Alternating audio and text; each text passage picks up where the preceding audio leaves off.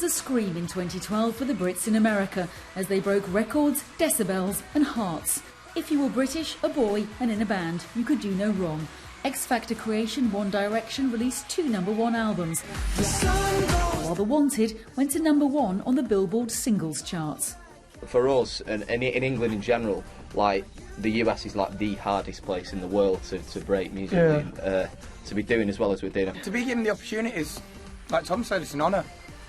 So hopefully we're just going to take the opportunity with open arms and do rather well.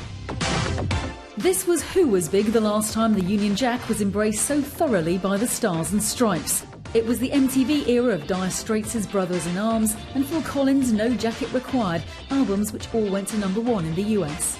This year, 4 British acts made it to #1 in the USA. That's more than at any other time since 1985. One Direction sold 500,000 copies of their second album, Take Me Home, within a week of release, while Mumford & Sons did even better, selling 600,000. And then there's Adele. In 2012, 21 was still the best-selling album in the USA. 21 has now spent longer at #1 in the States than any other album since Prince's Purple Rain.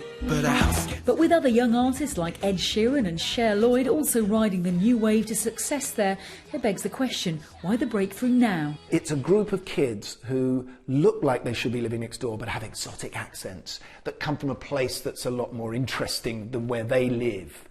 But in the same way that bands like ourselves broke through cable, these bands are breaking through social networking. Let's go crazy.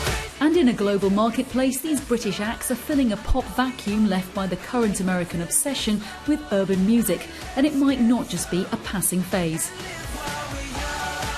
It's very formatted in America, meaning that if something is an R&B record, it has to be just on R&B radio, and if something's a rock record, it can only be on rock radio, whereas on Radio 1 you have a lovely mix of genres, and this is very unusual and very precious. With Brit bands expected to dominate both the Grammys and US Popular Music Awards in 2013, no one's usurping their crown yet.